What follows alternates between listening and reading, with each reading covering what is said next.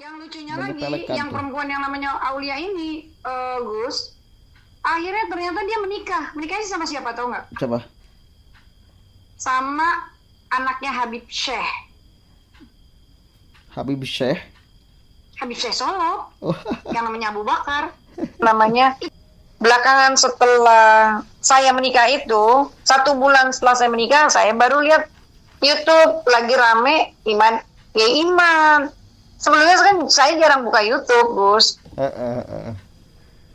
Wah, udah nyambung dah nih. Bener ini kalau Zuriat Nabi mah akhlaknya nggak kayak begini. Lihat him nih, Rahman nih ngadu domba. Apa hukumnya ngadu domba gini. Nih Rahman nih ngaji kitabnya di mana? Bisa nggak sih dia baca kitab begitu? Saya dihina-hina lah pokoknya. Sampai dia bilang gini, ayo him, ambil Al-Quran, mubahalah. Pokoknya bahasanya, ternyata emang bahasanya mereka itu mubahalah kan. Ya. Ambil sumpah. Ya kan, berani.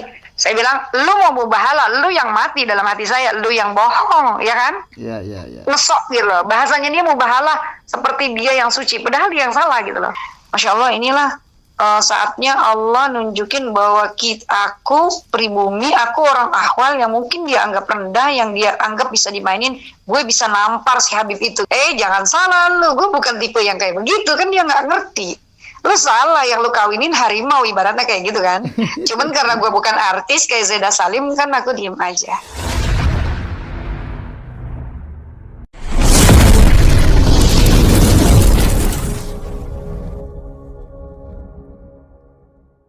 Ibu sebelumnya dari mana? Saya tinggal di Bekasi, tapi saya aslinya orang Cakung, Jakarta Timur.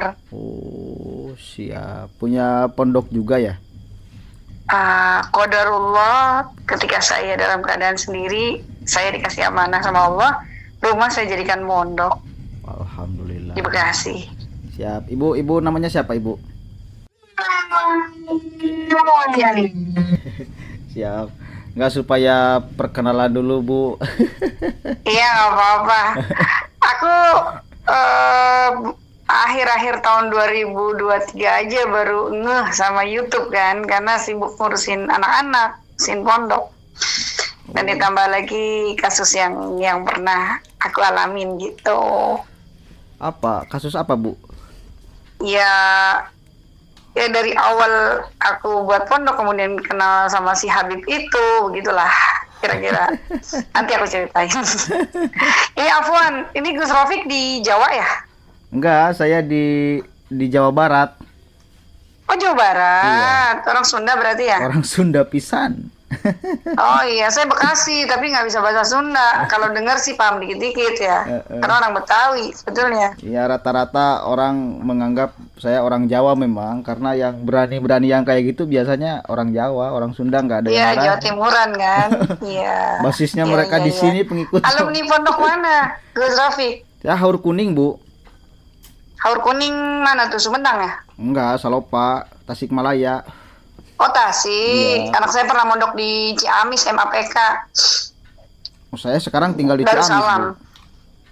Oh iya. Oh, sekarang Ciamis. Iya, iya, iya. Saya itu apa namanya? Ayah saya juga ngajinya sama Habib dulu, zaman dulu. Itu saya taunya malah dari tetangga. Setelah bapak saya nggak ada di Cakung. Kemudian kakek saya dulu tinggal di Bekasi, saya sempat tinggal di Bekasi juga, di dekat stasiun Bekasi. Dulu suka ada Habib-Habib yang nawarin barang, kakek saya sering malah ditipu tuh dulu. Itu mengaku Habib kalau kayak gitu ya. Kemudian saya tuh juga nggak paham kalau misalnya bangsa habaib itu harus kawin sama syarifah, nggak paham. Aku tuh nganggapnya biasa aja. Karena dalam pandangan aku kan, aku selalu memahamin yang hadis wasiat Nabi itu, adibu auladakum ala salasihi sholin bihubbin nabiyikum wa ahli baitihi wa biqiraatil Quran.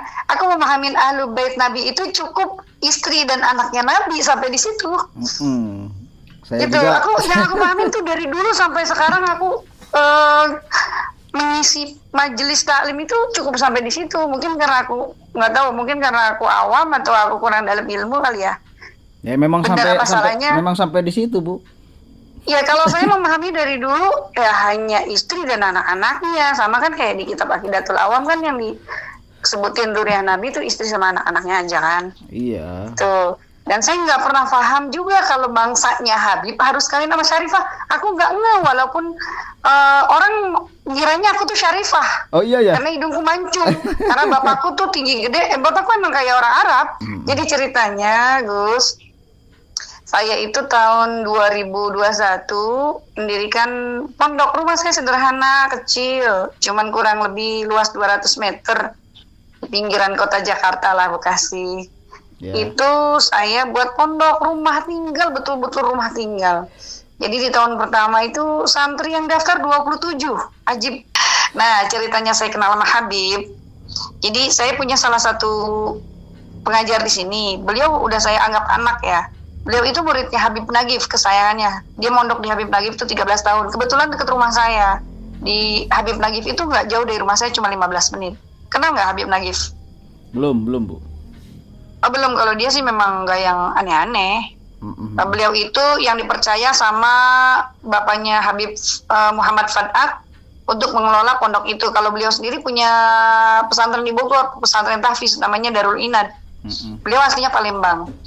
Nah, saya ambil Ustadz Rahim ini, kemudian dalam momen Maulid, pertama kali kami mengadakan Maulid, Ustadz Rahim nawarin, nih, undang Habib Alwi aja. Oh iya, siapa? Itu Habib Instagramable. Oh ya udah, kalau memang oke, nggak apa-apa. Jadi wasilahnya saya kenal tuh sama Ustadz Rahim. Maulid saya mengundang beliau. Terus pernah mengundang lagi Nuzulul Quran. Pernah mengundang lagi, memang waktu itu ada Syekh dari Yaman. Biasa kan mereka daurah kan kalau di hari libur di bulan apa gitu, ada Syekh dari luar. Mereka ngisi dakwah lah ke sini. Datang-datang biasanya ke pondok-pondok atau ke taklim-taklim gitu. Kita ngundang gitu kan. Mereka tidak minta tarif, tidak. Akhirnya saya kenal. Nah, qadarullah di tahun 2022 bulan Oktober akhir saya umroh dan diminta untuk menjadi tour leader dari travel kawan saya. Memang saya bertugas waktu itu masih sering umroh. Nah, saat saya umroh, malam itu dia baca status saya karena kebetulan saya juga nge-save nomor dia. Sebelumnya saya nggak pernah ada ngechat, nggak pernah komunikasi. Dia ngechat dan memberi salam ke saya. Assalamualaikum Ustazah. Dia bilang waalaikumsalam. Saya bilang, Ustazah lagi di Mekah ya? Dia bilang iya. Saya bilang gitu. Emang kenapa Bib? Anda juga di Mekah baru sampai. Oh ahlan wa sahlan. Saya bilang gitu. Udah cukup segitu doang WA saya. Itu malam. Paginya saya pulang dari Haram. Saya dari tahajud sampai pulang jam 7 ke kamar. Dia ngechat lagi jam 9 tuh. Assalamualaikum, saya kan kaget. Habib ngechat saya lagi, kenapa? Waalaikumsalam. Terus dia nanya saya jujur, dia nanya, Ustazah, Afwan, Ustazah udah nikah lagi belum? Karena dia tahu saya single parent dan saya punya anak sudah besar-besar, dia tahu. Dia bilang, ya saya sudah menikah, saya belum menikah, tapi kayaknya Ustazah mah banyak yang ngincer, dia bilang gitu. Saya bilang, enggak, saya fokus ke ngurus anak-anak dan ngurus pondok. Kan Habib tahu kalau saya baru merintis pondok 2 tahun ini, saya bilang waktu itu baru 2 tahun ya. Kemudian ujung-ujungnya dia bilang gini, Ustazah itu harus menikah, bla bla bla bla bla bla bla bla, gitulah. Bagus bahasanya sih. Enggak, dia enggak bahasa Melayu, enggak ada bahasa jorok, enggak ada. Kemudian saya bilang gini, oh kalau gitu saya intinya gini, saya bilang, Bib, kalau memang ente ada temen yang cocok dengan anak nggak apa-apa kalau mau dikenalin, saya bilang begitu bahasa saya. Nah, kok dia bilang gini, Ustazah, Ana bismillah, dia bilang, kalau anti siap, Ana mau nikahi anti nanti pulang dari Taif. Nah, ini kan saya sempat kaget karena tadi subuh saya tuh habis berdoa tentang jodoh. Ini kayak ada koneksitas.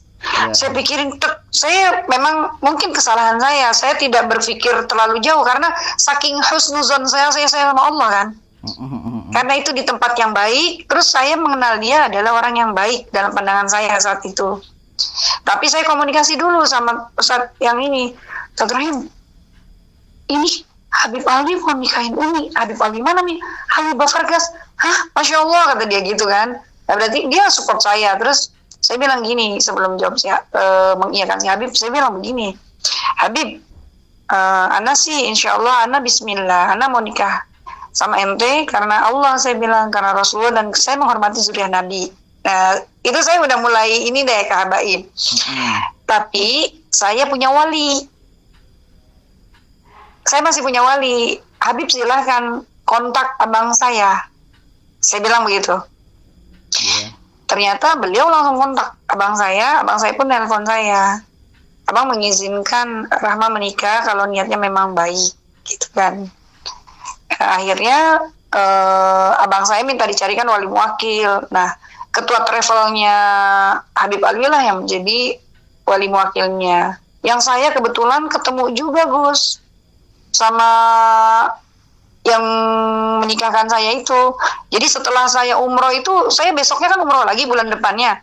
Saya ketemu sama dia, saya ngejar terus untuk menanyakan kebenaran pernikahan itu kan. Bener, anallahi, ana menikahkan anti gini, saksinya Ustaz Rauf. Iya, saya bilang gitu. Udah ana percaya kan. Nah terus waktu di Mekah, saya itu sebelum akad pun nggak ketemu. Setelah akad lah baru ketemu. Setelah abang saya nelpon Ustadz Pupdi, kemudian Ustadz Pupdi minta izin kepada saya untuk menikahkan saya, karena kita tidak ada di dalam satu majelis ya. Dia di tempat dia dan saya di hotel saya, karena saya juga mengurus jamaah. Akhirnya saya bilang gini, dia WA, Rahma udah selesai, dia bilang gitu, akadnya. Anda jadi istri ente? Saya bilang, iya, masa Anda bohong? Ini anak haram, dia bilang, Anda nggak mungkin bohong, dia bilang. Kalau Habib nggak bohong sama Anda, saya bilang, temuin Anda di lobi hotel. Saya keluarlah dari kamar, saya ngobrol di luar 20 menit. Saya kaget, Agus. Kagetnya kenapa, tahu nggak? Apa? Ya Allah, Habib, kok Habib muda banget. Saya kaget, kan selama ini saya nggak pernah lihat face to face, tatapan gitu. Iya, jadi saya hanya melihat kan di panggung, atau saat dia makan pun kan yang nemenin laki-laki. Kok Habib mau nikahin saya sih, kenapa? Saya bilang gitu, saya kaget, sempat kaget. Karena memang saya nggak pernah ada terbersit sedikit pun nikah sama dia, nggak ada Gus. Nggak ada. Cuman memang sebelum berangkat, saya bilang begini sama ketua travel saya, Pak Haji, ini firasat nih saya Gus, ada firasat. Kenapa Ustazah?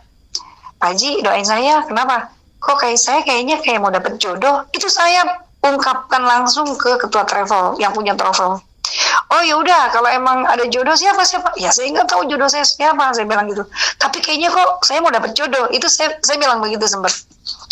Nah terus alhasil kemudian saya ketika kaget ngeliat Alwi itu kok muda banget. Padahal Alwi itu tahu kalau saya punya anak 2, dan Alwi juga tahu umur saya berapa.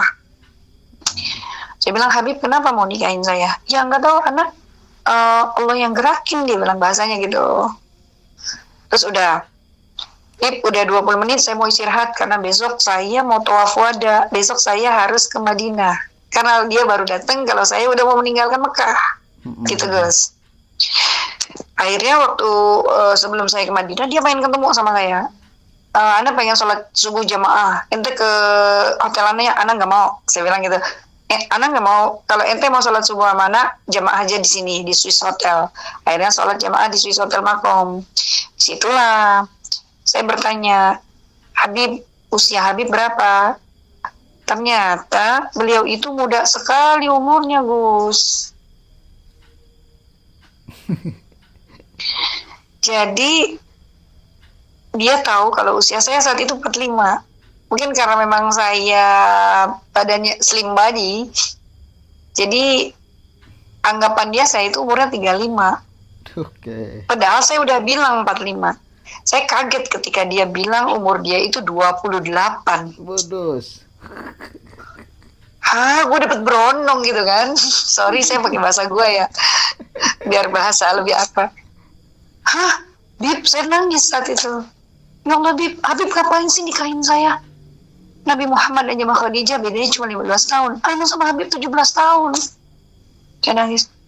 Ya Allah yang gerakin. Anda juga pernah nggak saya ngontak Rahma sebelumnya?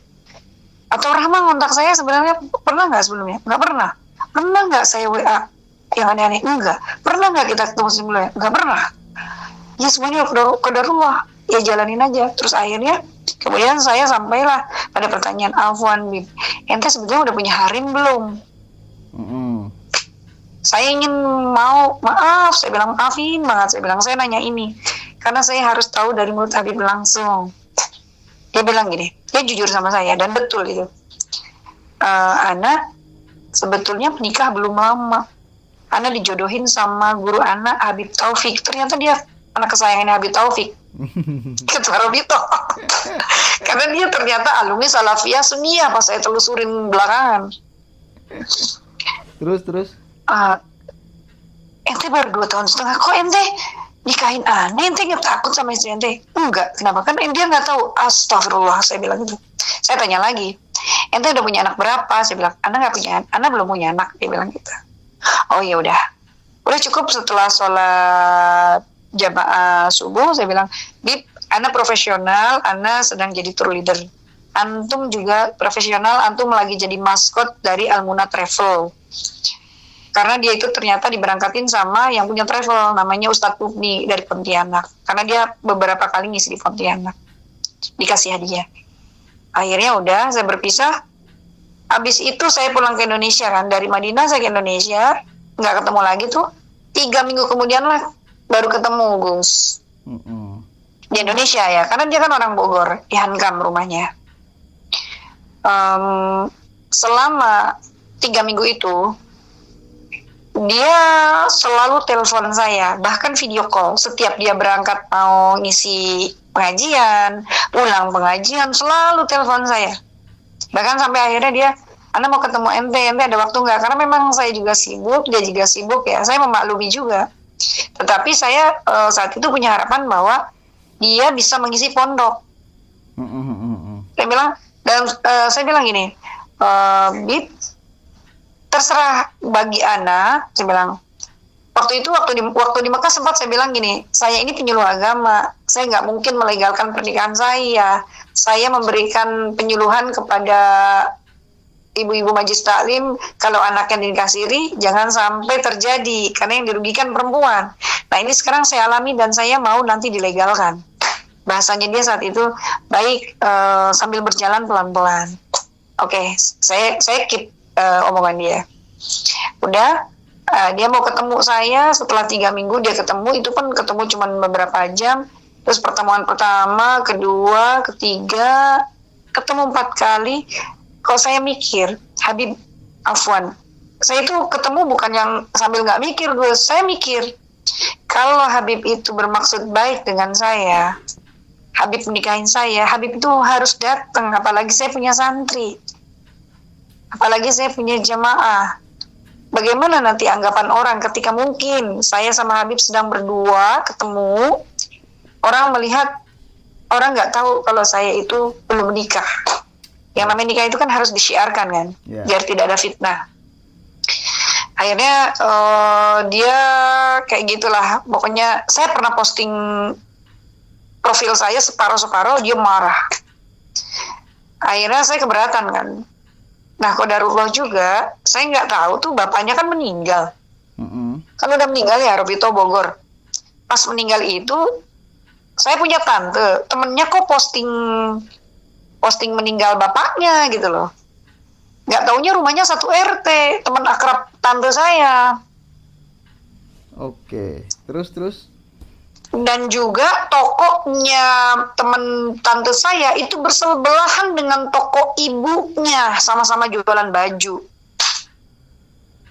Nah, emang Allah udah kasih ini kali ya, jalan ya. Jadi ibunya ini bukan asegaf juga. Ibunya itu ahwal, orang kita.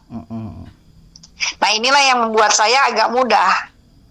Kebetulan santri saya ada acara nginep di Villa Cisarua 2 hari. Saya memang sudah niat, saya udah minta saya udah doa. Karena itu selang setelah saya menikah itu saya masih 3 kali balik lagi, 3 kali umroh tuh. Qadarullah ditugasin. Akhirnya saya juga sempat ngaduin hal ini loh, Gus, Habib Segaf Baharun. Terus? Saya konsultasi niat saya karena saya melihat kalau Habib Sekar Baharun kan dia orangnya akademis ya. Ya, ya. Benar nggak sih? Ya, Dia ya. kan kuliah. Dia kuliah kan? Kuliah juga di Indonesia kok. Di UIN, setahu saya. Saya baik kok dia. Saya japri IG-nya, kemudian saya dikasih nomor WA-nya. Bahkan dia kasih voice note. Jadi ukti bersabar bla bla bla bla bla bla. Oh ya udah. Akhirnya saya mengambil kesimpulan dari kejadian saya selama ini, karena Alwi pertama dia tidak pernah memberikan nafkah saya baik lahir atau batin dengan baik. Kalau dia menjadikan saya istri kedua, paling nggak saya dikasih uang dong. Ya nggak Gus? Ya. Dikasih nafkah. Ya kan Gus? Ya, ya. Selama saya jadi istrinya, saya hanya dikasih uang berapa? 300.000 sama 500.000. Ya salah. Untuk ukuran dia, maksudnya saya bukan cewek matre dan saya nggak pernah minta. Memang saya nggak pernah minta. Saya nggak pernah minta, tapi mbok ya mikir gitu loh. Iya orang ngerti gitu kan. Akhirnya atau mungkin dia berpikirnya, oh Ramani udah setua itu, paling dia butuh biologis begitu. Jangan salah lu, gue bukan tipe yang kayak begitu, kan dia nggak ngerti. Lu salah, yang lu kawinin harimau ibaratnya kayak gitu kan. Cuman karena gue bukan artis kayak Zeda Salim kan aku diem aja. Ini udah. Akhirnya saya ketika di Cisarua, saya minta tante saya mendampingi saya datang ke rumahnya Gus, ke rumah ibunya. Siap. Terus? Ketika saya ke rumah ibunya, Salam itu sebetulnya kan waktu itu masih COVID ya, kita masih pakai masker tahun 2022 tuh. 2022 saya pakai itu kita 2023 ding pas saya ke rumahnya itu, karena saya nikahnya itu kan bulan November tanggal 2. November, Desember, Januari, Februari itu saya akhirnya ke rumah ibunya, saya salam, saya minta maaf, saya minta ridho, dan saya minta ibunya tidak menyalahkan saya dan tidak menyalahkan Alwi kalau saya ini juga mengakui bahwa saya ini dinikahin Alwi.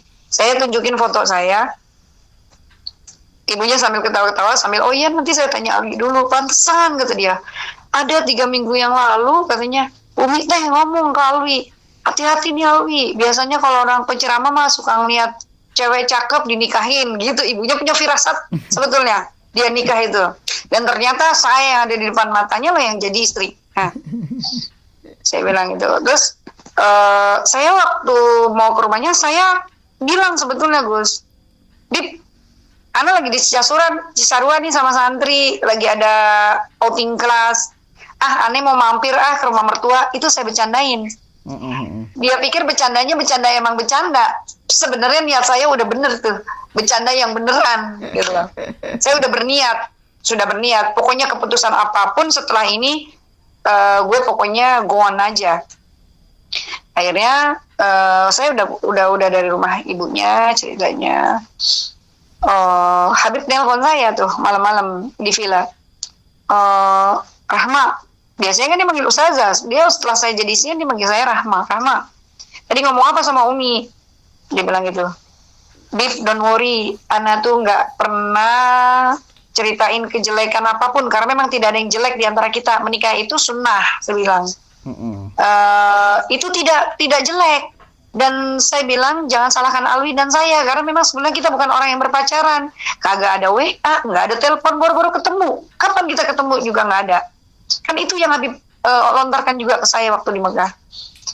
Saya cuma minta maaf sama Umi, minta ridho. Kemudian saya tuh pengen dimanusiakan seperti manusia pada umumnya. Saya ini orang yang normal. Kalau Habib memang bermaksud baik dengan saya, ngapain Habib takut? Ya udah, kalau ente memang nggak mau nurut Ane, dia bilang. Kalau ente mau terus sama Ane, ya udah diem-diem aja. Bahasanya begitu. Maaf Bib, Ana tuh nggak bisa diem-diem. Saya jelasin panjang. Ini ya udah, Ana nggak mau kalau misalnya Habib mau nyerahin saya lewat WA atau lewat telepon, Ana nggak mau. Ana mau talak sore. Saya bilang gitu. Ya udah besok di mana tentuin. Oke, kita ketemu di apartemen dekat rumah saya. Tapi ente sendiri kan, dia takut, Gus. Habib, insya Allah Ana gentle, Ana sendiri. Akhirnya dia datang. Saya datang maghrib, dia datang. Saya ajak sholat, dia nggak mau. Alasannya nanti aja di jama. Oh alah, bener ini Syiah juga nih. Saya bilang, oh ada tempat diajak sholat nggak mau gitu. Saya masih istrinya. Bib sholat bib. Ana nanti aja di jama. Udah habis itu kita kira-kira ngobrol sekitar 40 menit di situ. Ya udah dia diem aja. Saya nasehatin malah. Jatuhnya saya nasehatin, tapi ini saya mengambil hikmah begini. Masya Allah, inilah saatnya Allah nunjukin bahwa aku pribumi, aku orang ahwal yang mungkin dia anggap rendah, yang dia anggap bisa dimainin, gue bisa nampar si Habib itu, gitu kan bahasanya begitu ya Gus ya. Ya. Saya puas di situ. Sebetulnya ada kepuasan secara batin ya. Saya nasihatin. Saya bilang, Bib, kamu jangan nyepelekan wanita ya. Jangan Habib berpikir saya lebih tua atau saya bukan syarifah, kemudian Habib seenaknya. Oke, buat saya mendapatkan hal ini tidak seberapa pahit seperti apa yang pernah saya alami.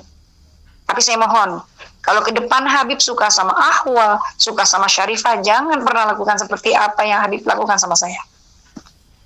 Terus dia diem aja. Ujungnya begini, Gus, dia ngomong begini doang, enak banget ya Allah. Saya bilang, saya pakai sampai gegergetan. Cuman saya lupa videoin saat itu. Ya udah, kata dia. Anda talak 3 ya? Ya udah, Anda talak 3 ya? Hah? Saya sampai bengong. Hah? Ini kok? Terus maksud Habib kemarin nikahin saya apa?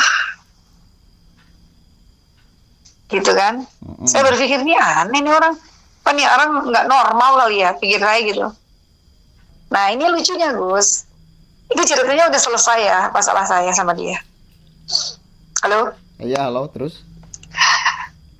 Saya itu tergelitik ketika 2 hari kemudian ada yang nge-DM IG saya, namanya Haidar.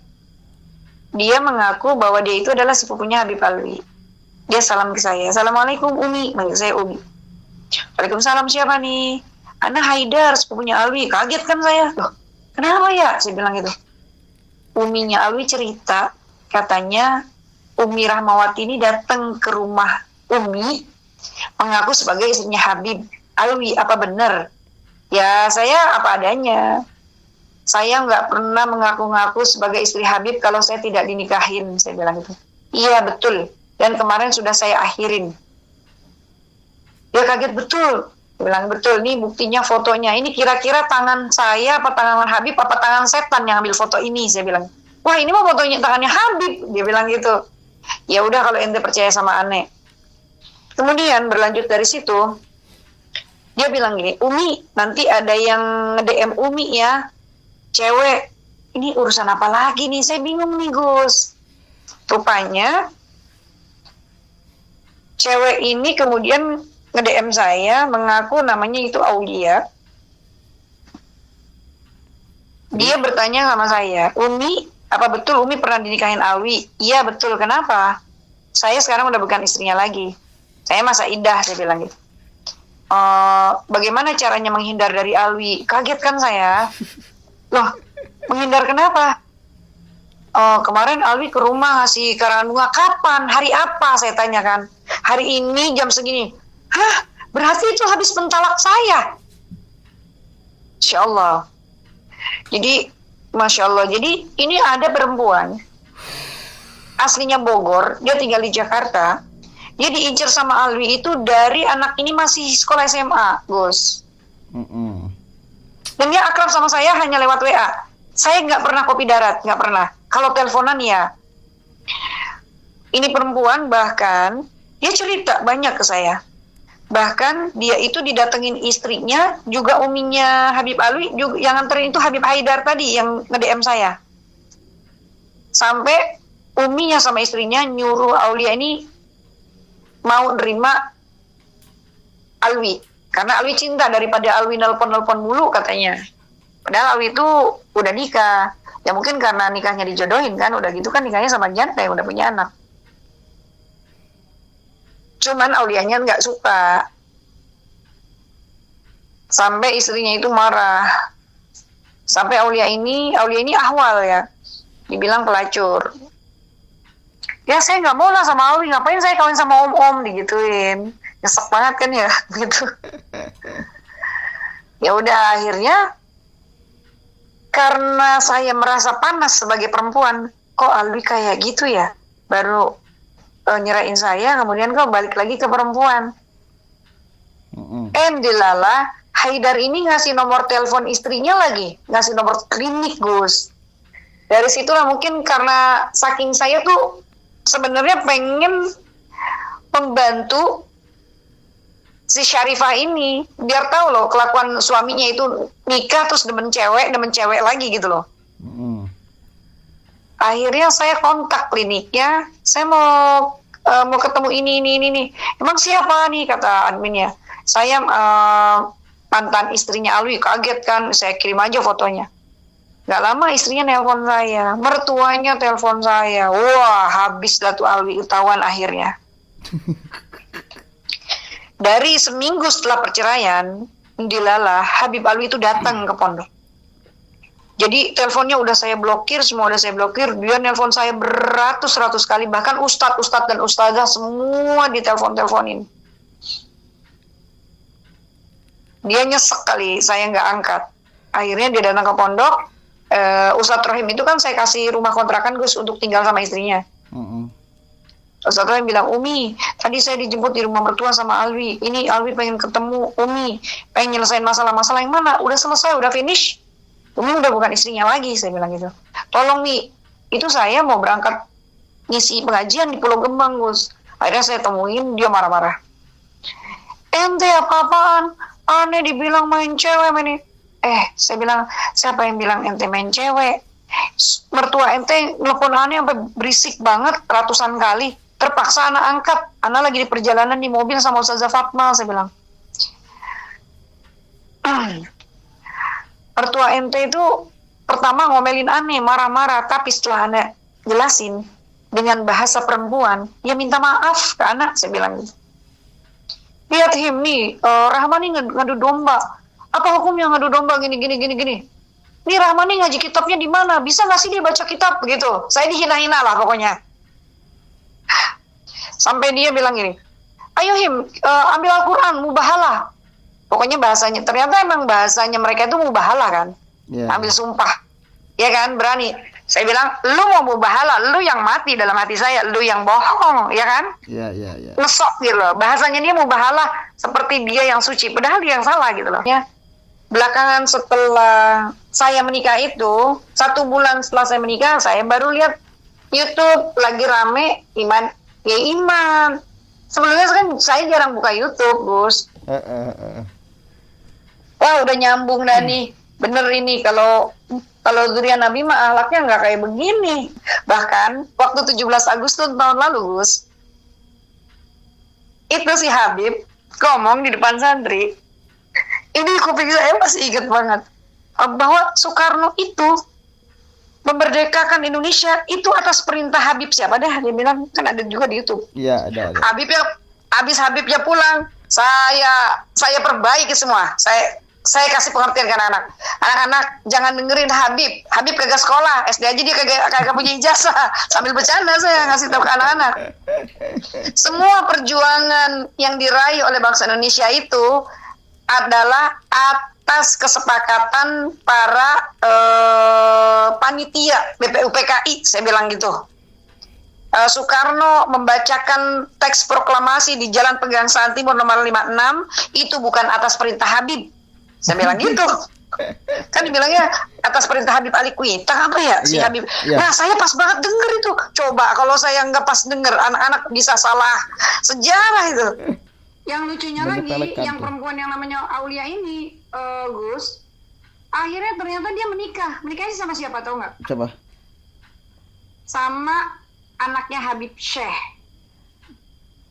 Habib Syekh Solo, yang namanya Abu Bakar. Itu Abu Bakar udah punya anak kan? Saya bilang, Aulia, iya Mi, Ana udah nikah sama Abu Bakar. Abu Bakar udah punya anak belum? Udah 2. Sampai Aulia minjem uang ke saya, nih, Gus, Umi, anak gak enak sama papa kan, anak dia kan broken home, ibu bapaknya cerai. Ya Allah, itu anak cantik, mungil kalau di profilnya. Kan saya nggak pernah kopi darat. Cantik, mungil. Oh, dia kenapa kamu mau dikawinin sama apa namanya, anaknya Habib Syekh? Orang dikenalin siapa? Sama Habib Ahmad. Habib Ahmad mana? Ahmad Novel. Kan dia kakak ipar aku. Loh, kakakmu nih poligami juga sama Habib Ahmad bin Novel? Iya, tapi kan dia mah bener nih. Lah, kamu mau sama anaknya Habib Syekh? Katanya pertama nih, Gus, dia dipulangin misalnya 2 minggu sekali katanya datang, terus sebulan sekali. Habis itu nggak dikasih uang dan nggak dipulang-pulangin. Akhirnya cerai. Padahal itu anak gadis, itu anak yang disukain Habib Alwi. Astagfirullahaladzim. Itu Habib Syekh datang loh waktu nikahin katanya. Kok gitu semua ya, jadi aduh kurang ajar banget. Itu kan masyhur kan. Iyalah. Habib Abu Bakar kan yang suka sholawat kan. Sebenarnya dia ini Habib Abu Bakar ini. Saya buka YouTube kan. Iya Umi, si Abu. Dia manggilnya si Abu. Umi, aku pinjemin uang dong Mi, aku nggak punya uang Mi, aku pengen banget kerja. Ya Allah, Aulia, saya kasih uang 500.000. Beneran. Ya Allah, Lia, kamu kan udah lihat Umi sama Alwi diginiin. Kenapa kamu mau? Kamu tuh gadis, bukan janda. Saya bilang gitu. Kenapa kamu mau? Iya, orang dikenalin sama Habib Ahmad Novel. Ya mungkin kalau Habib Ahmad bin Novel, dia masih bertanggung jawab sama kakak kamu. Tapi itu, ponakan kamu punya akte enggak? Saya bilang gitu. Jadi Masya Allah. Saya dapat 3 lagi dari cewek. Dia sekarang kerja di Dubai. Pernah dinikahin sama orang bola kapal dekat rumah saya. Dia pertama dinikahin siri. Habis itu dicerai karena suaminya dijodohin sama ibunya. Nikah lagi sama Ahwal. Punya anak. Katanya sih masih saudaranya Habib Lutfi. Allahu a'lam bishawab. Wah, saya bilang, Insya Allah. Kayaknya hampir semua habaib-habaib muda itu banyak kok. Karena melihatnya begini Gus, kayak misalnya saya juga bingung nih di IG ini booming banget ya, ramai banget habaib itu di blow up. Jadi kiai-kiai kita, ibaratnya kiai-kiai salaf yang Jawa Timur kayak jarang membuat konten-konten. Jadi kalah. Secara teknologi kita kalah. Pakailah stempel Habib itu. Ya Habib itu kemudian nama Habib, stempel Habib itu seolah melegalkan segala apapun yang mereka mau. Termasuk kepada hal-hal yang pribadi, apalagi peribadatan. Gitu loh. Jadi memang hikmahnya ada Kiai Imad itu bagi saya sangat besar sekali. Minimal kalaupun tidak rampung urusan persoalan nasab, mereka nyadar lah bahwa kemudian kejelekannya itu udah banyak yang diketahui dan sekarang banyak yang teriak. Udahlah, mudah-mudahan. Ibu suka ini gak ngonten di IG apa di mana? Enggak ya? Enggak, saya nggak berani kalau yang kayak gitu-gitu. Saya kan ASN. Sekarang baru keangkat. Iya. Ini cerita-cerita ini kalau saya dokumentasikan, saya ceritakan ulang boleh ya untuk pengalaman supaya menjadi pelajaran juga. Pampang aja fotonya pampang. Nggak apa-apa. Aduh, saya pasti dimarahin sama dia. Dia itu sampai datang ke rumah. IG saya semua dihapus, TikTok saya dihapus. Tapi di IG itu kan ada sorotan, ada muka dia. Tapi kan saya udah diblokir sama dia. Oke. Tapi nggak dipang-pang lah, biarkan aja. Namanya kan juga jelas. Biarkan aja supaya jadi pelajaran lah. Supaya jangan sampai terlalu banyak lagi korban. Ya itu aja niatnya kita. Jeddah Salim itu kan itu niatnya. Saya pernah. Aku tuh gemes banget kalau sebenarnya di IG-nya Jeddah Salim kan. Mau komen banyak-banyak nggak berani aku. Nanti disepil sama Jeddah. Ada lagi nih satu korban. Bukan korban. Maksudnya ya begitu loh. Dia nggak bertanggung jawab lah sama aku. Iya, korban. Ya, korban.